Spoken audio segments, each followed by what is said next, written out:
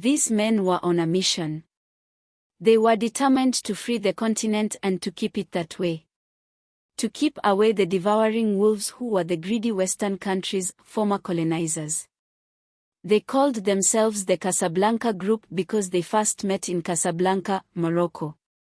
This group started in 1961 and it comprised of 7 countries, namely Algeria, Egypt, Ghana, Guinea, Libya, Mali, and Morocco.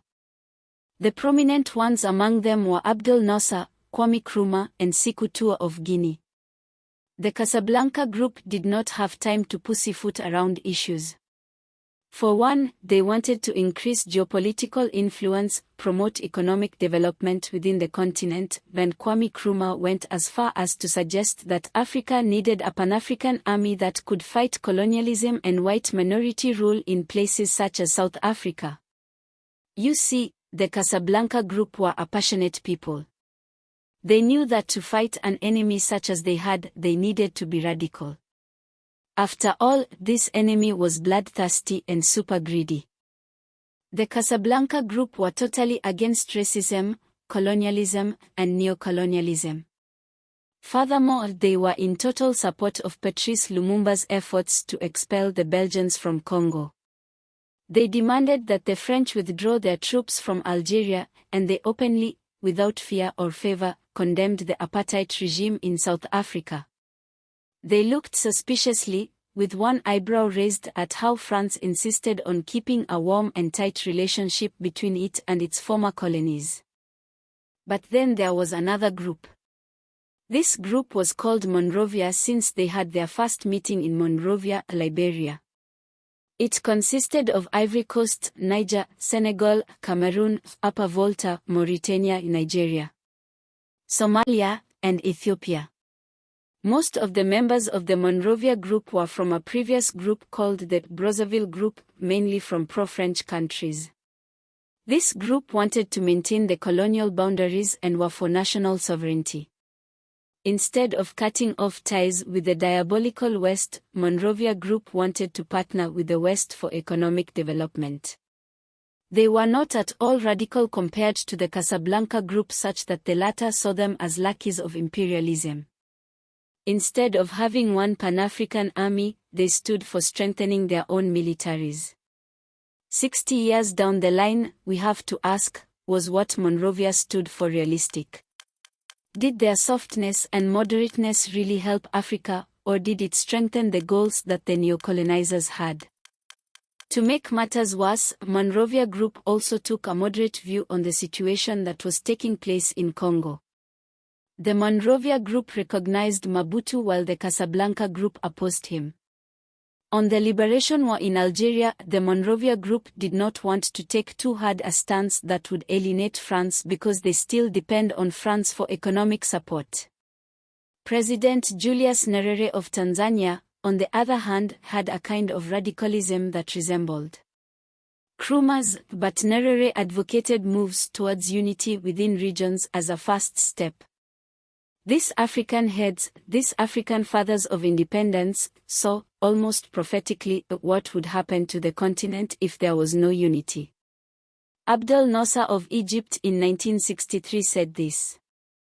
There exists their insistence on making of the continent a mere warehouse for raw materials, at prices which fail to satisfy the hunger of its people, while the total benefit goes to the importing countries, which try to make of their industrial and scientific progress a quasi-colonialism of a new form, that of unjust exploitation of the wealth of others, without a fair share. We have come through various paths, and our coming was subject to endeavors, which finally succeeded, because they emanate from an overwhelming call for unity. Kwame Nkrumah, on the other hand, said this about the need for unity in the continent. No sporadic act nor pious resolution can resolve our present problems. Nothing will be of avail, except the united act of a united Africa. We have already reached the stage where we must unite or sink into that condition which has made Latin America the unwilling and distressed prey of imperialism, after 1.5 centuries of political independence. Is it not unity alone that can weld us into an effective force, capable of creating our own progress, and making our valuable contribution toward peace. Unite we must. We must unite in order to achieve the full liberation of our continent. Africa must unite. And finally, this is what Julius Nyerere said about unity after his observation of African issues after many years. The reality is that ours is the poorest and weakest continent in the world. And our weakness is pathetic. Unity will not end our weakness, but until we unite, we cannot even begin to end that weakness. So this is my plea to the new generation of African leaders and African peoples who work for unity with a firm conviction that without unity, there is no future for Africa. Unity will not make us rich, but it can make it difficult for Africa and the African peoples to be disregarded and humiliated.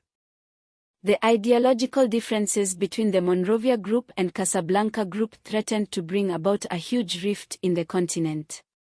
And it was thus that Emperor Haile Selassie gave a speech insisting on the need for compromise. In his view, there needed to be found a common ground between the moderate Monrovia Group and the more radical Casablanca Group.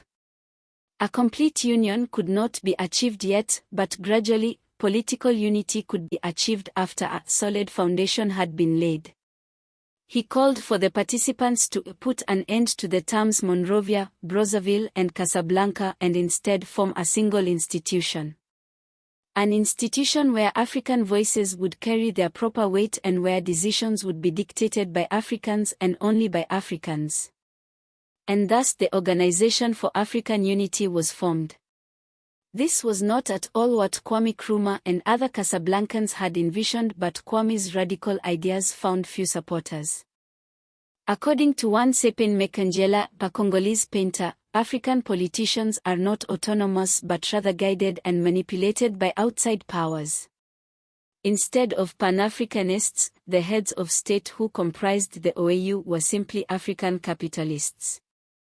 Eventually, the OAU was disbanded on July 9, 2002 by its last chairperson, South African President Thabo Mbeki, and replaced by the African Union. Some felt the OAU's powers were too weak and its influence inadequate to deal with the numerous problems that plagued Africa. But is the AU any better? Has it embraced fully the Pan-African spirit? Why has it sat idly by and allowed the proliferation of American military bases in Africa, a Chinese military base in Djibouti and a Russian military base being built in Sudan and 5 other African countries?